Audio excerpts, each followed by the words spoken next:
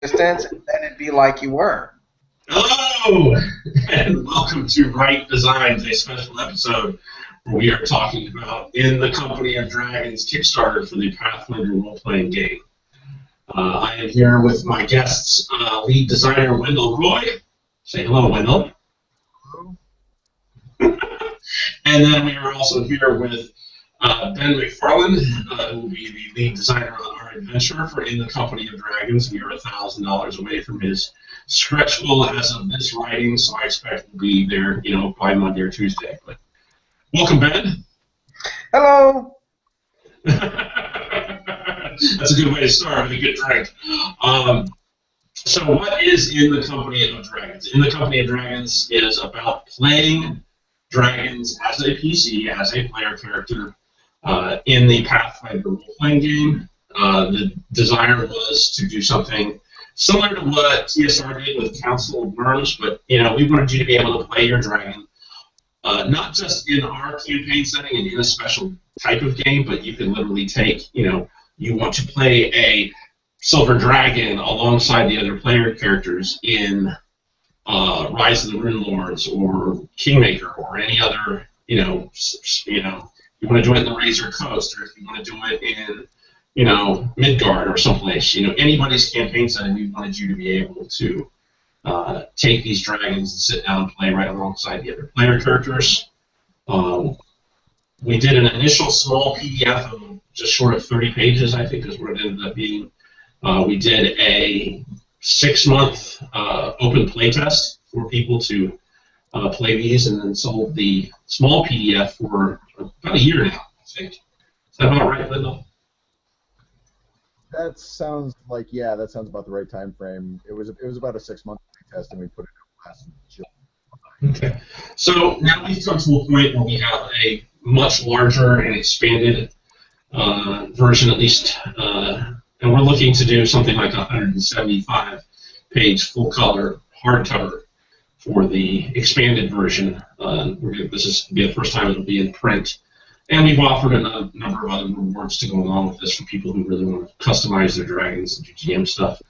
But that's primarily the gist of what we're trying to do here, is to give you something that's really meaty and allow you to play some really interesting dragons as player characters.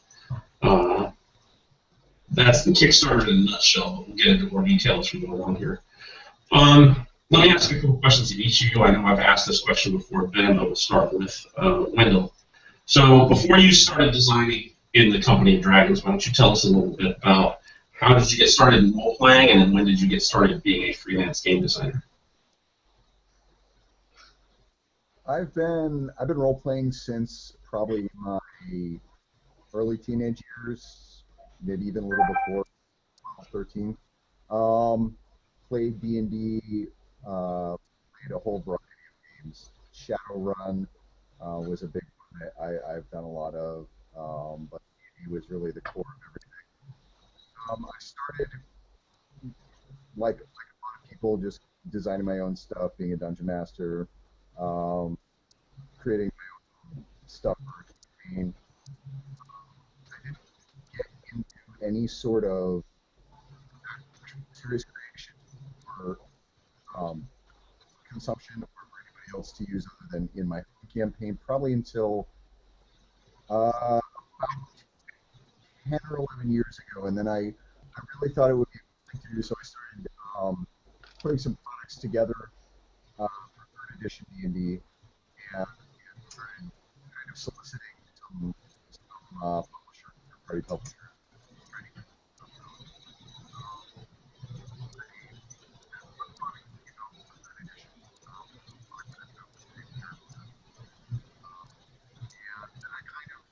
Took a hiatus before I got anything else done. I had a bunch of personal stuff going on, and kind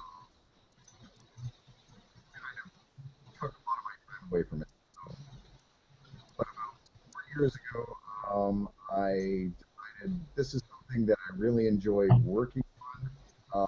I need to go do this more. So I jumped back in, and I got lucky enough that a couple people responded back quickly and liked the samples that I sent, and I've mostly working for Rite, but for a couple other companies ever since. Okay. Ben, let's talk to you a little bit about you, about how you got started as a game designer and then as a freelancer. Sorry, how you got into role playing and how you got into uh, Sure. game design.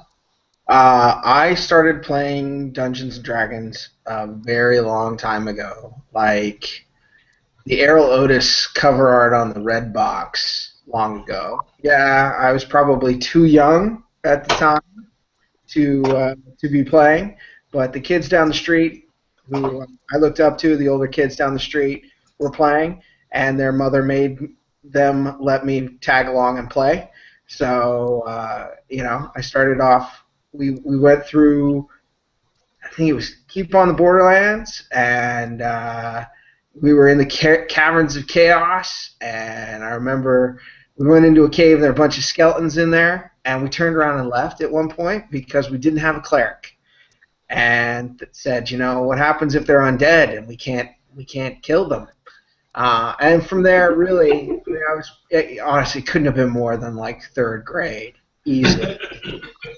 And from there, I was just hooked. I kept playing all the way through the dark times, and then I probably didn't really get into game design until I guess about 10 years ago. Now that's kind of crazy to think about that, but about 10 years ago, I was driving back from Origins, and we were just the guys in the car with me. We were just frustrated by the organized play special that we had gone and played there. We drove like, I don't know, it was like 12 hours or something to get there, and we're there for pretty much.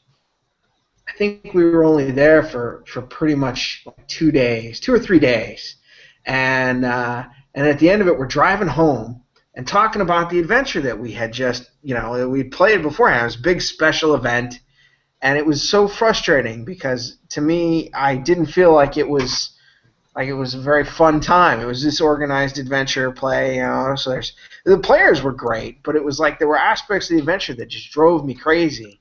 Bits of detail about it was like this dungeon that was at the back of a box canyon, and there was mine shafts kind of out of the box canyon into the canyon space. And I was so frustrated because it seemed like there was such an opportunity, so much more with the place and the setting and the adventure, because we were supposed to be interrelating our tables with the other tables, and it just wasn't happening. Like there was nothing. We just went in and hit everything in the face a bunch of times.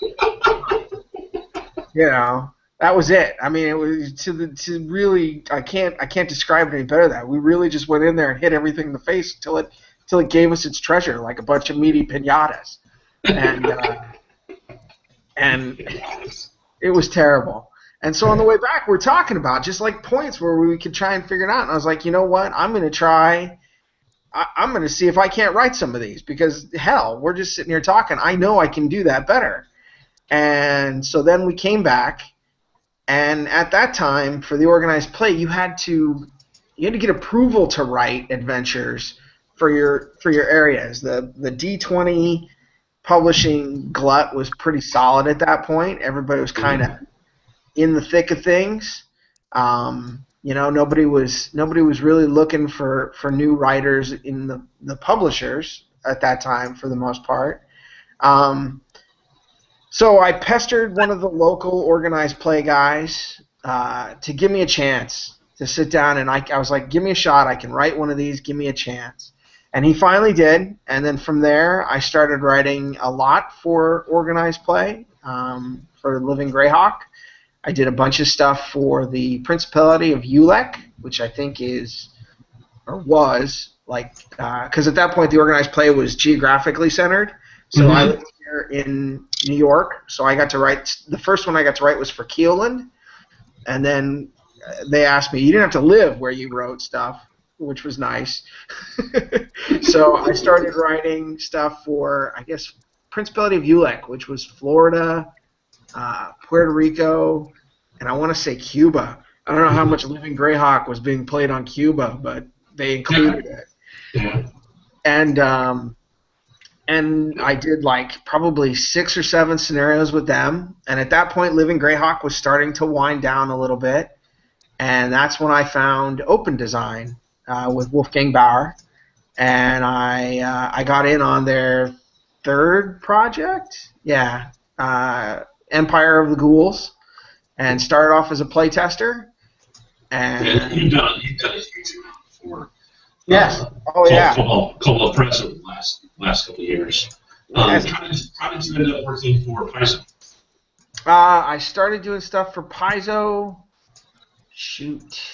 About about 2 years ago. 2 years ago, I got picked up to do an organized play adventure, which was Port Godless, and that went pretty well. I think one of the best pieces of commentary on it was that it was a module masquerading as a scenario. Nice. Yeah. I'm willing to take that. That was pretty good, in my opinion. I've since gone on to work on Plunder and Peril and Occult Adventures, which is due out, I believe, this fall, and a Bestiary 5, which is due out much later, I think, around November. Wendell, when I first assigned you the idea of doing Indian Company of Dragons, you had just come off of doing In the Company of Fae, so you were already familiar with doing, monster conversions, and we've done several with the company. How was In the Company of Dragons different from your previous designs? It's much more challenging because you're taking something that is not only iconic as a principle, but when you look at the structure of the way dragons are built, they're built to be a significant challenge to a full party of adventurers. So they're extremely well-rounded, and when you try to keep all of the important things about that monster and put it into a PC class, you run into a huge wall trying to keep it feeling like a dragon, but not shining any other character of the same level. So that was the huge challenge. That was even more so than with In the Company of Fae, or even some of the notes that I've done for a couple other ideas for some other monster PC conversion. The Company of Dragons with immense that way. Yeah, one of the things that I really loved about, because for those who don't know, I actually have in my long-running home game here in Virginia, I have someone who's been playing a dragon in our campaign. Now I have a small campaign, so I haven't made it crazier, and it's running Jasalt characters right now. So, I actually have a dragon that's really even farther along the crazy scale than letting people play dragons to begin with. But one thing I really loved about the intuitive design, and I get more and more into it as I start contributing to what Wendell's already done, because while Wendell was off in the lands of designing the campaign setting, I have been messing around with adding more and more dragons to Wendell's carefully crafted pyramid of power that I'm going to topple here and really mess up as I continue to create more and more draconic options. But one of the things I've done where Wendell created this really great customization effort that comes into the dragons that are in the core. I'm doing a bit more streamlined so that we can emulate some of the more out there dragons, as we looked at things like the Lenorm dragons that I recently touched on in one of the updates, and then recently I touched again upon. Even without letting Wendell know I was doing it, this is how bad I'm getting. I was playing around with the Cobalt Press idea for the Mithril Dragon, because I had people asking me, how about the Mithril Dragon?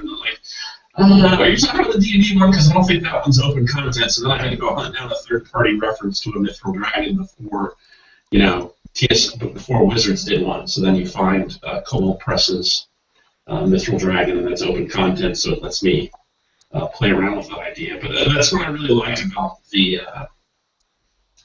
structure that Wendell has set up, is that it really gives you the option to do, once you understand how it works and you're able to step back and take a look at how, especially Draconic Weaponry and how it deals with limited, resource management and action economy, and how the Draconic Weaponry actually works. That's something that I found really interesting mechanically, but also I found it fun that I can really create virtually any dragon ability as long as you're careful. You keep an eye toward balance, and then I do show it to Wendell, so he can slap me back down and say, "That's a powerful dragon. Stop that." So, Ben, you've had a chance to look it over. What's your opinion as our preeminent designer on this panel here? My opinion on the design itself of the dragons, like playing the dragons? Yeah, playing the dragon. I think it offers a lot of flexibility. I think it scales nicely. I was actually just pulling it up here quickly on my tablet to reference as you were talking. I think it's pretty slick. I mean, I've worked on a couple of different races. I just got done working on Werelions, and I can appreciate the complexities that he had to address. You have to address with the system, because I was dealing with lycanthropes, which most people will agree is they're not a good PC race, right? Anytime you turn into an angry couch, with teeth and claws, that doesn't work well usually with the first level characters. More so when you're an angry SUV, with wings and teeth and claws, right?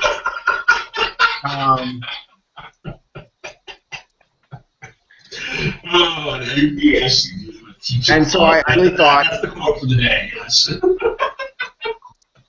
And so I really felt like this was pretty elegant, well done. I was really looking forward to sitting down and designing an adventure that takes advantage of the rule set. That's the other thing that's helped a lot with Wendell's design, is even not just players who find that they can make the dragon that they envisioned, or create they wanted to play a song dragon, or they wanted to play a dragon that we don't directly address. They are able to do that through the customization that he's added into the game to create a new type of dragon that somebody wants to play. I've gotten a lot of that feedback from that, but what I also get a lot of feedback from the customization is even from GMs, and being able to create unique custom dragons.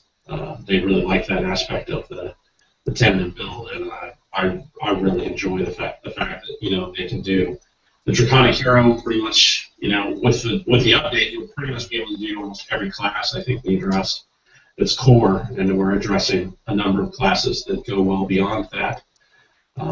I'm really interested to see it's very likely that we're going to hit it. We have 23 days left, and we're very close to Ben's goal, and then we are, our next goal after that is very short. It's only $3,000, which brings in Jeremy Smith, who is the co-author, for those who don't know, is the co-author of Ultimate Psionics, Psionics Unleashed, the Psionic Bestiary. He's Dreamstar Press.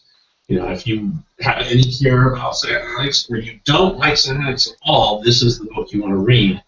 Because to me, even, for somebody I was never a Psionic fan until I was forced to use it because one of my players bought the book and wanted to use it in my current campaign, and I was, I always try to be very open within my games, and the idea that Psionics is just another type of magic, it's not something that's completely foreign to the game, and works very well right alongside of it. So, all of your spell resistances and everything work. But I'm really looking forward to what Jeremy does to bring in the Psionic races to the Draconic Hero archetype, so that you can, advance as a dragon and advance as, say, a Soul Knife or an Aegis or a Mentalist or that type of character.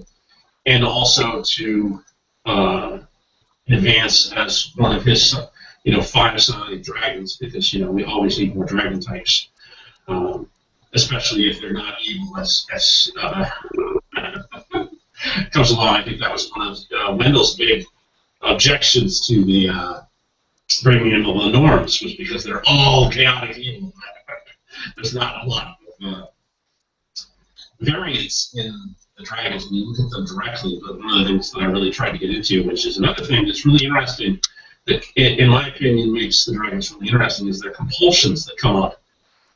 It almost makes some of the dragons act like crazy people sometimes, but they are not evil. I really like that aspect of them, that the compulsions, it doesn't always affect you, it doesn't always come into play, but it's there as something you may have to make a save against, or you may go tearing off, killing something you were trying to talk to because you're a big, mean, angry dragon. I don't like you. Why don't you like me? Because you're not an aquatic creature. Because I'm a Maelstrom Lenorm. I'm the guy who is in the ocean and I eat you. In the fjord. I'm sorry, it was the fjord Lenorm that was like that, and I really liked some of those aspects that I could add in because of that design piece. I think you're doing some very interesting things with the compulsions for the Lenorm too.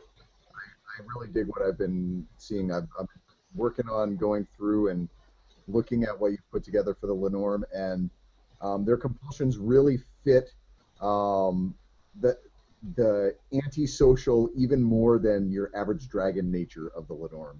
So yeah, that was the real thing about the Lenorms that I found, is that they're very, very antisocial, and when they are social, it's in an aspect that's really going to take anybody off that they run into. So it makes them very challenged to role play and to try to play them as player characters, which I think is fitting for Lenorm dragons. So, how did you approach doing a campaign setting for dragons? I know we talked initially that we were very influenced by Bill Slavick's Council of Nerds, but I wanted to talk a little bit about how you approach that. Very carefully. The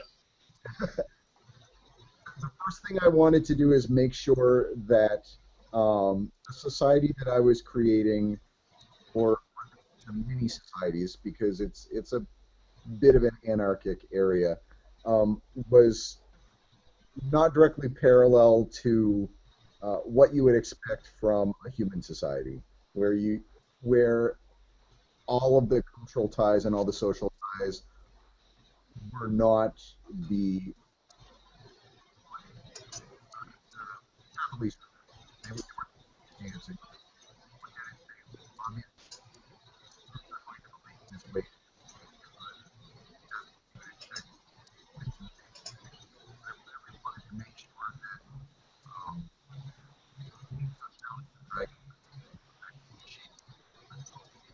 Yeah, I'm losing you there, Michael, on your feedback. I think is your microphone is muting you as you're trying to talk because you got echo in the background.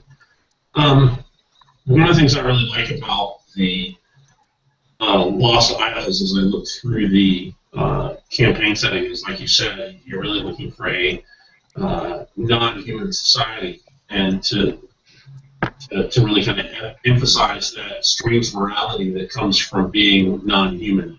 We talk about, very much in D&D, as Ben will talk about a little bit, I'm sure, is that alignment codifies a lot of things, but you created, what I really liked is there was a lot of unity in the fact that we're dragons, and it doesn't matter what kind of dragon or what our alignment is, we're still dragons, and we have a certain culture that even works for crazy Lenorms and crazy red dragons. But the thing I really enjoy is that kind of, and I think it kind of happens, there's a great piece of artwork that I was always iffy about including in the initial PDF that basically has this dragon ripping to shreds this woman who's stolen part of his treasure, and it doesn't go to the edge of being gore, but I liked the connotation that it really tells you, yes, these things will eat people, and don't consider it to be anything wrong with that, and it to be perfectly natural and right. And as punishment for stealing treasure, rather than we talk about harsh punishments like cutting somebody's hand off for eating treasure, but they have no problem eating people who stole the treasure, regardless of which dragon it is. The theft of one's hoard is probably the highest, short of destroying eggs, perhaps. So, so we've talked a little bit about the mechanics of how you play dragons, and people who are interested can take a look at the Kickstarter itself. There's a full-sized free preview that shows a lot of Wendell's work, a good introduction to what we're talking about with the campaign setting. It's kind of a preview of the Draconic Exemplar, Racial Paragon class, and you can find there's links on the page that we can take you over to d20pathfinder.srd.com to show you how that works. You can get an idea of what we're attempting to do. Let's talk a little bit about Ben's adventure and what he's planning, since we're so close to getting that done. Now, it's been joked that this adventure has turned into a reverse Isle of Dread, and I'll let Ben talk a little bit about that. Sure. Ben, why don't you tell us a little bit about what you're planning for your adventure for you in the Company of Dragons? Sure. You can still hear me okay? Yeah, I'm good. Excellent, excellent. So the idea with this is to have it's got, I guess, a little bit of element of, if I can use the shorthand, a little bit of the elements of like Kingmaker, in the sense that the dragons are going to arrive at this lost island, this outpost kind of place where they've been sent to kind of reestablish it as part of the Lost Isles. And there's going to be a number of humanoid tribes to interact with. There's going to be the abandoned, well, at least it'll seem at first, abandoned lair that their predecessors had left behind. And so the whole kind of, I guess, first act is this kind of a hex crawl sort of thing for the characters. As they roam around, find what the various places are of interest, investigate some of those places, and then finally, relocate the lair. Then, as we go into that second part, they'll come to a point where they need to try and recover the lair and kind of consolidate their power on the island. At the same time, kind of deciding how they want to establish a relationship with those other humanoid tribes that are there on the island. And then, as that part kind of closes out, there's going to be an external threat that approaches the island.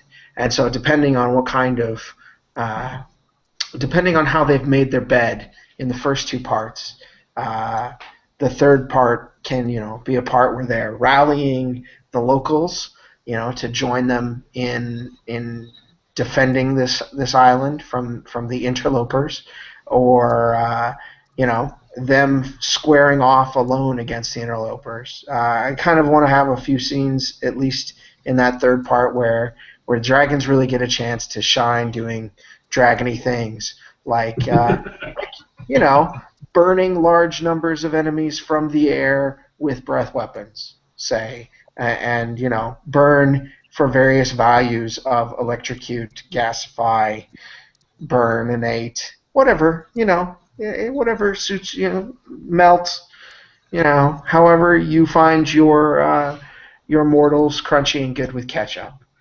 That'll kind of close out. So then, as they close out that third act, they will have secured the island, and hopefully with the assistance of their allies, at least in my table. Who knows? Other tables, other players may be more akin to just chew up anybody who gets in their path. And then from there it can springboard back in, because they'll have established themselves with a base of operations, which then they can grow and expand as they, as you carry on further adventures with these characters. I think I haven't set the full level limits yet, but I think the plan is around 6th or 7th level for when we'll kind of finish this one out, starting at a low level and then working forward. That's still open for debate, discussion. I really want to see how the challenges work themselves out in design. If there are some points where I'm like, this just isn't gonna work quite well. It doesn't make good sense to send, dragons less than level 3 into this. That's not going to be impressive, kind of thing. Then maybe we start at 3 and we work our way up to 7 from there, kind of thing.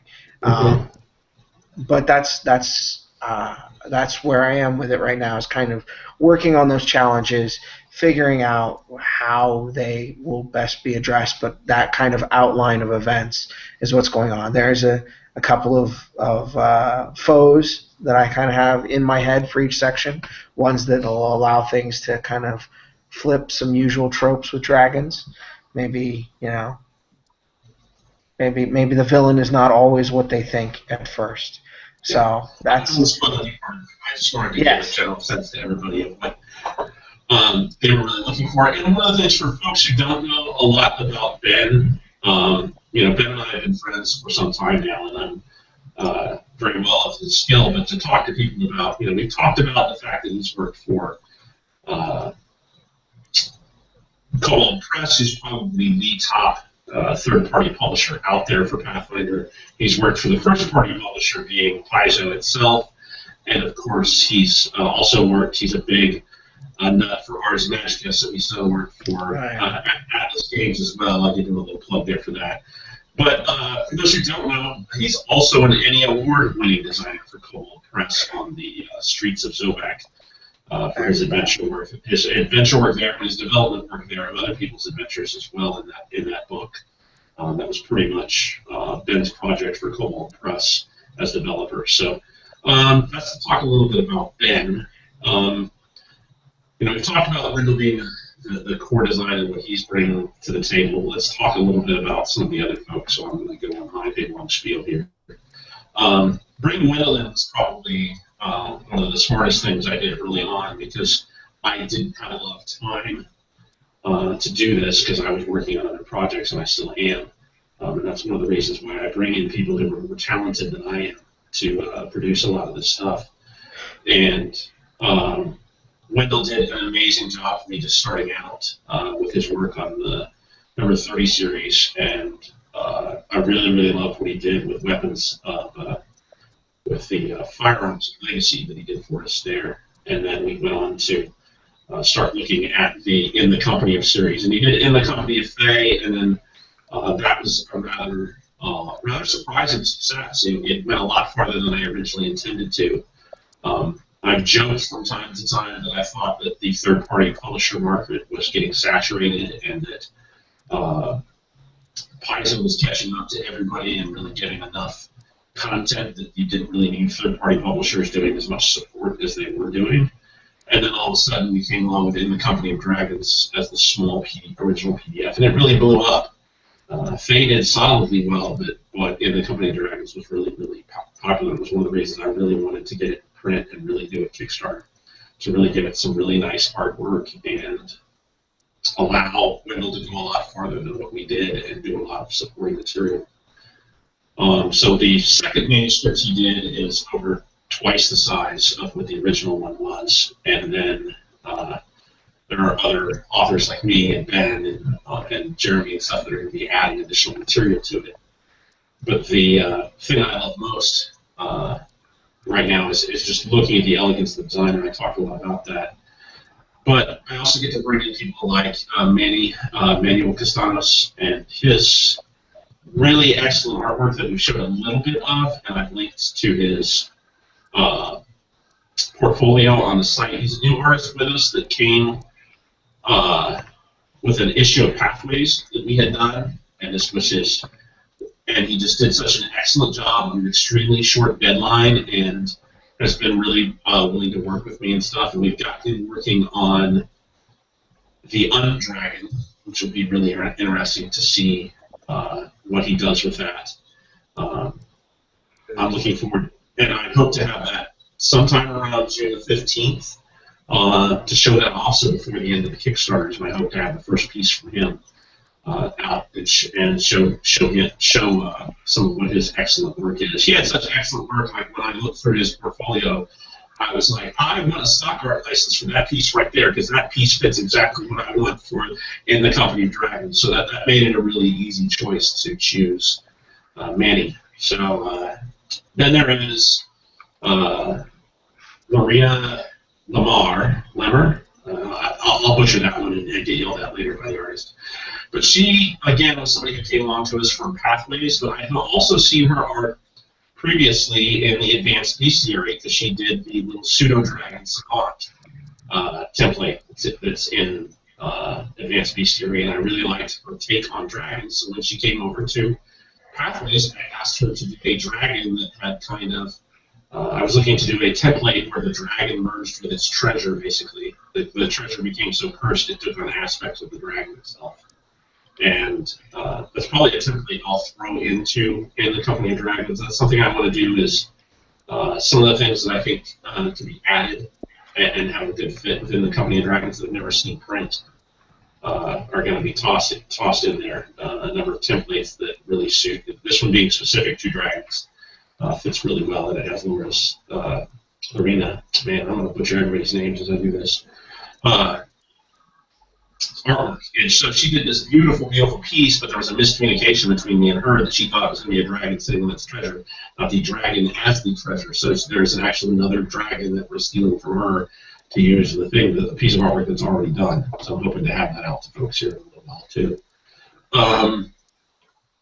There's a lot of that type of relationship with people where I find really talented artists, and I try to make good use of them. Tommy Salama, who originally we picked up to do Adventure Quarterly, has agreed to do the cartography for the in the Company of Dragons. So I'll be pestering Wendell to draw a map of the Isles. I know he's going to have fun doing that.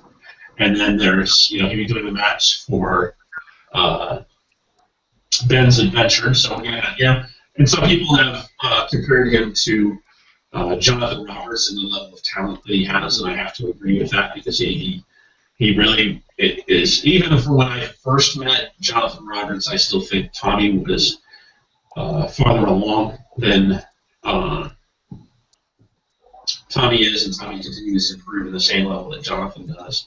So Jonathan's still better because Jonathan's been at it longer. It's kind of like why Ben is better than me as a game designer because he's been at it longer than I have as a designer, and he spends more time doing design because I spend so much time doing publishing. So, but that's part of my job. There's a joke from as Ben and I were talking, and somebody was complaining about, well, why don't you do your Kickstarter like Cobalt Press, or why don't you do your Kickstarter like, Frog God Games? And Ben and I joked, it's just like Fred Hicks said. First, you spend 10 years developing an audience, and and that's just the way it goes. They will always get, Monday morning quarterback, but you have to laugh at it sometimes because I've been doing this 7 years. I've been working on my audience. We did pretty well from our start, and it's been, for Pathfinder, this is our strongest launch, so I'm really well pleased with it. So I think it's already as high as any Pathfinder Kickstarter we've done. The only one that surpasses it really is Lords of Gospel and Diceless, which is ridiculously popular. So that and you're a first-party publisher there, so you don't have the competition that you do in Pathfinder. So editors, talk a little bit about their editors. This is a fun story I get to tell. I wish she was on here to tell it herself. So Savannah Broadway will be the editor for, along with me and Wendell, because if I write something, Wendell's editing it. Because that way he can tell me I'm being crazy. So Savannah's going to be the editor for The Lost Isles and go look through that manuscript. And what I really love about Savannah is that, one, she was a intern for Paizo. She's already got somebody who's been very well trained and is very talented. And she's done great work for us over on the Diceless line already, and done work for us on our Fate line. So it's nice to be able to bring her in to do stuff for our Pathfinder as well. But what really made me want Savannah for this, because I was busy using her on Diceless, was that she was part of the playtest. And she ran an entire company of dragons through Rise of the Rune Lords. And to me, that was just, wow. Yeah, I know. Yeah, and, you know, she didn't get all the way through, but she basically said to me, "That's because I had crazy, stupid players who all decided to do something really, really stupid all at the same time, and they got a little party kill because they were stupid, not because they were dragons. That had nothing to do with the playtest." I was like, okay. So you let your players do crazy things with dragons. I'm happy to have you on board this project. So That's awesome. Yeah, that's the story I wanted to tell about. You know, it's one of the things why I like to work with people like this. Is I'm more interested a lot of times in somebody who's, you know, we could have done a bigger Kickstarter and maybe brought in some ridiculous names or so forth. I had a lot of contracts in the industry, and we did bring in some of those people for the stretch goals. But I'd rather work with people that are excited about what they're doing, and that's really what I was looking for. You know, when we bring in Jeremy Smith to do psionics, it's because he loves psionics. You know, that's what he loves to work on. The people that I'm bringing in are excited and energetic and fun to work with, and that's what I really look forward to doing. Jeremy Smith I've known for a really long time. When I lived in Texas, we used to have lunch every other week where we'd sit down and talk about stuff like this, and it was a great relationship. So I was really pleased that he agreed to come on and do this. And we asked a lot of different people, and a lot of people weren't available. But I think at the end, I got exactly everybody who I want and everybody I projected to get done. I'm really, really happy to have Bill Thaddeus come on. You know, the head of the Council of Worms. You know, he is the guy, the designer for that. He is going to write the forward for In the Company of Dragons. I can't say enough nice things about him for taking that on, being willing to do that, and to thank Owen Casey Stevens for getting me in touch with him. I wouldn't have been able to do it without Owen. And because we like this game so much, LJ Stevens will be doing the layout for In the Company of Dragons. What I really love about LJ is he's very, very fast and just has done tremendous layout work for us recently. Ray Small is a very busy woman, and I like to keep her that way. So adding one more thing to her plate felt like a little bit too much, and LJ was welcome to come on and help us with this, so I was really pleased to have that. I think that covers just about everybody who's working on the project right now. There'll probably be a few spot people. I expect one of the things I always look to do is when we do a Kickstarter, I like to create a new trade dress, a new stationery for the background. So I haven't set on which graphic designer I'm going to reach out to do the trade dress and talk to about that and what kind of design principles we want in that. But that's something I look forward to doing. It's something I really enjoy getting to do for each Kickstarter because it gives each book its own individual feel. It may be breaking the traditional branding we do, but I really don't like the lion-headed goal really working for the dragon book. It just doesn't fit with me. We did it for... Yeah, go ahead. I say not until you do the rules for a dragon. Okay, so here's a good one. The silliest request I've had so far of, can I play this type of dragon? I get the good ones. I get the fairy dragon. I get the red dragon. I get the silver dragon. I get the, I get, can I play the psionic dragon? You know, I get those. The silliest one I've had so far is, can I play a dragon turtle? I did see that. I saw. I have to admit, I'd be down with a dragon. I really would. What's the silliest request you've heard, Wendell? Oh. You're allowed to say dragon. I'm gonna have to say Dragon. I've seen Super Dragon's another good one. I've seen a couple people mention, which I was surprised by. But they're not real dragons. They're pseudo. They're pseudo. Well, I always look at him and say, what do you think that's canon is? Just himself, where he doesn't take any levels in Draconic Hero or I'm going to give him a new racial trait where he gets a little poison stinger and that's it. I would think, until somebody turns you loose on the Book of Drakes from Midgard, that would be crazy. Yeah, that was. I've got it sitting aside because I have a lot of respect for Adam Daigle's work on that, and the artwork that Hugo Salas did for that book was amazing. So I have a big respect for the Book of Drakes. It's a niche thing where I see that more of a supplement book. Like if Adam Daigle was working on the project, I'd tell him to go work on that. But it's something I would think about for a future supplement. I haven't had a fan ask for it yet, so it's not something that's on the high radar yet. But if all of a sudden a couple drakes from that showed up in, Ben McFarland's adventure, it's not going to break my heart. They make, there's stuff like that. If there's a, what is the book? Check. Yeah. So I got to go check the section 15. One moment.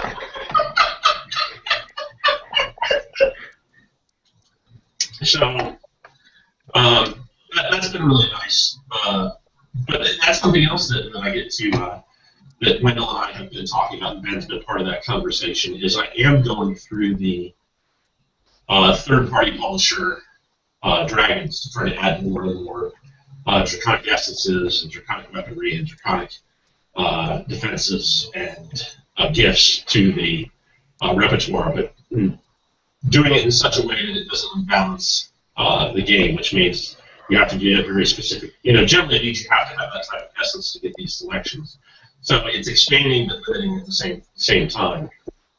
Originally my thought was these were all going to be archetypes for the Draconic Exemplar class, but I decided, let's keep it with the way that Wendell had presented it. And some of these are low level enough.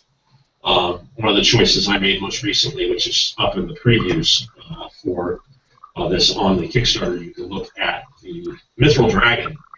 There's the ability to using the Draconic Weaponry feature to be able to add some bleed damage when you do claws. They're called Razor Claws. That comes from the Mithril's ability. But, you only have so many uses of that, so you can only, cause bleed damage so many times. But it felt like a nice add-on. It didn't feel, we talk about not always being able to directly reference a specific dragon. Like, I can't specifically reference the Fang Dragon from Forgotten Realms dragons. I can't specifically reference that, but I can emulate some of the abilities to give you the option to play a Fang Dragon without out and out calling it a Fang Dragon. So that's, some of what I'm trying to do with these ideas is as I come across third-party options that had nothing to do with this, but, that looks like a good option to let somebody get close to what they would want to do. To me, that's a great little way to expand the book itself and build on what Wendell designed. So I'm going through a lot of third-party books right now and looking at. I just finished, which I haven't sent off to Wendell yet, since he'll be surprised I didn't do. I was just finishing up the Dungeon Dragon, which comes from the Tome of Horrors Complete. This is a little dragon that it's got, and its essence is curiosity, because it has a great curiosity of watching mortal beings struggle for life and death. It likes to watch people crawl through dungeons, fight other people, and avoid and overcome traps, or die doing it. And it finds just either way, it's perfectly fine. It's a neutral dragon, so it's not an evil one, so Wendell will be happy. And it has this compulsion to sit and watch people do that. So when it runs into a combat encounter, it's like, oh, I should just sit here. If it fails its save, you can end up just sitting there watching the whole party just play it. It's like, this is so cool. But it's interesting to try to take some of the wilder outer concepts for dragons, so it's going to be a lot of fun. I still haven't touched the outer dragons because, for those who've been asking me about those, Wendell and I are kind of talking about how we're going to address those. But so for right now, I'm just still going through all of the third-party dragons. Once we hammer down what we're doing with outer dragons, we'll get there. Do you have any thoughts on that? Since we're designing apparently in partnership here. No? I have a question. Go ahead. Have you guys thought about long ago and far away there were Ferris dragons? I have the Ferris dragon document in my list of dragons that can be done. Again, it's one of those things where It was done back in an early issue of Dragon, and they redid it again in another issue of Dragon for 3.5. And I have both of those documents sitting. I have every Dragon magazine as a PDF. So I cut out those sections and I put them in a little folder of here's dragons that we have that haven't been done yet. Okay, and like the Fang Dragon, I can't directly say this is a Pharaoh's dragon that's iron. Okay, I can't say that because Pharaoh's dragons are not open gaming content. This would be illegal for us, for those who care about such things. We don't feel like breaking the open gaming license in spirit or in actuality. So, but one of the things I can do is look at Ben, go do whatever you're doing. It's all yours. Sorry. That's all right. So the Pharaoh's dragons, I can't directly reference. But what I can do, like I talked about with the Fang dragons, they have specific ability types and specific breath weapons and stuff. This is not the only place they've ever been done. They may have been done as different kinds of dragons. So while I may not be able to come out and say this is an iron dragon, this is a cobalt dragon, this is a nickel dragon, that's Pharaoh's, I may be able to reference it in the customized abilities that yes, you can build a dragon that's like that. And again, it's one of those things where Pharaoh's dragons are all lawfully evil. So at least they're not all chaotic evil, because we don't need any more chaotic evil dragons. We've got enough of those. And that's something that we look at as designers, and Wendell and I talk about, is, we want to give you a wide range of playability. There's 5 metallic dragons, so there's 5 good aligned essences. So as I'm going through the books, I'm trying to expand some of those, or at least give you more neutral options, and give you options that work as player characters. Lawful evil dragons work much better as adventuring companions than chaotic evil ones do, because at least they'll listen to the council of elder voices and do what the hell they tell them to do, because they're afraid that their superior will actually munch on them. So. I forgot to talk about it. Man, I skipped way past this. We were talking about Marina. I never said what she was drawing for us, and that'll be coming out on June the 15th. She's doing one of the Council of Elder Voices, which is darkened and bloodied, is his nom de plume. Which that's something I've been thinking about, and maybe we can talk a little bit here. I have a bad habit of, when I design things, I like to go back and use Owen Casey Stevens's dragon namings, dragon lexicon, and stuff like that, which you can get away with in small portions as long as you make minor changes and stuff to that. You don't straight out copy it, which is what I tend to do. But there's a question of whether we want to introduce, the draconic language as something that we add into this, or whether that's naming all the flowers kind of thing that you don't want to do as a game designer. You're wasting your time because you're adding something here. If it was something I copied in the game content, I'd do it in 30 seconds. It's something I considered doing. For those who don't know, and I'll add this, yes, we did ask Owen Casey Stevens if he would join us as a stretch goal. After much consideration from him, he said that he did not have the time because he has so many other projects that he's doing for the rest of the year, and pretty well booked out. So one of the things we are talking about is, we've talked about it a couple times, is with Wendell, is the idea is that he's already done a lot of Dragon with the Dragon Rider and the Dragon Bound and the Dragon Mage and so forth. So that maybe some content that we look at bringing over and adding to the book as a way to introduce more chromatics. Not chromatics, traditional dragon types, rather than always being the always being the 10. So allow people still being able to play along and be on the same level, such as being I never play anything with dwarves. I only play dwarves. So those are the type of player characters that sometimes you want to pass. I don't want to take that away from a group that you can't play a dwarf, and that's what I love about in the Company of Dragons, is that you can do something like that and play right alongside it and still be balanced and still have the spotlight isn't always on the dragon. So some of those things I want to see about bringing over. It's open gaming content, so it's perfectly legit, but we'll also talk to Owen about hounds you've included in the system. So that's something I'll enjoy doing. Is there anything that either one of you really want to see happen in the Kickstarter that we haven't talked about? Not that I can think of off my head, other than I would really love to see all the stretch goals that I've heard about.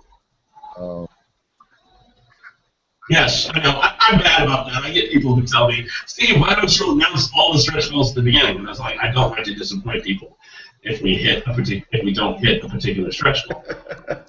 So, but I have great faith that we will hit the stretch goals that I've told them about. I have no doubt that we'll get that far. So that's something I really look forward to. Ben? Anything?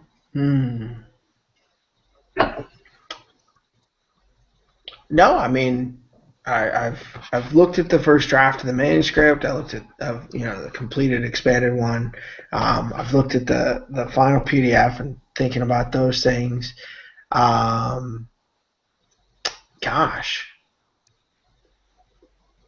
I really, I don't. I'm knowing what you've got lined up for right now. No, I mean, I have to see. Sometimes you get those happy accidents in the midst of development that say, it'd be really cool if we went this way. Yeah, the only one that I kind of want to look at in some way is there's been some statement from people about some of the how to put this. Okay, so there's a archetype called the Draconic. It's the Juggernaut. Okay, the Draconic Juggernaut, and it's basically a fighter archetype for dragons. And the idea was that if you just went straight fighter and went with the Draconic Juggernaut, you would still be a small dragon that wasn't very Juggernaut-y, as this person put it. And I was like, yes, you have to advance as a dragon, it's multi-class as a fighter, and then take the Juggernaut, because it didn't really work. It didn't work with the Draconic Hero archetype because there were certain abilities that cross over, and you can't do that with archetypes. So it's something I've thought a little bit about, is that we may take a look at some of these and give options for people to advance in these. What can you optionally take out if you took both? I'm a crazy guy. What's that? Scale Juggernaut. Sorry. Juggernaut should stack with Draconic Hero. I think there's one. Somebody pointed it out to me. There's one ability I think that crosses over that cuts it, but I'll double check that. I may be wrong. So that person may have been wrong and telling me about it. So who knows? I thought I had them synchronized. So if I mess up. Right. Well, that's something we will be fixing. That yes, we can say that. So we will have that done. Yes, that was intentional. Right. There was some points actually I was thinking as I was looking at maybe some incantations might be fun. You always want me to do incantations. We have rights. But we'll talk to you about incantations. As Ben continually tries to bring incantations into the Pathfinder universe. I was looking. You have the rights, but we have mechanics. I was like, I saw those rights, and I thought, these rights, we could go and actually put some incantation mechanics to them. So, okay, folks, we have talked a lot about Rite Publishing's In the Company of Dragons Kickstarter, lead designer by Wendell Roy, who joined us here today. Thank you. We also have the adventure that we'll be doing along with that from Ben McFarland, which I expect to have funded within the next week. I am, of course, your host, Stephen E. Russell, and head of Rite Publishing and your, publisher. So I want to thank everybody for joining us here on Rite Designs. Please go over and check out our Kickstarter. That will be linked underneath the video. And I want to thank everybody for your time as we wrap up. Does anybody else have anything they want to add? Thanks for the support so far, and I hope everybody loves this product. Yeah, I'm really looking forward to sitting down to write this adventure. So let's hit 11,000. He's only $1,000 short, so yes. Almost. Thank you, folks. I appreciate everybody. Thank you so much for joining us here on Rite Designs.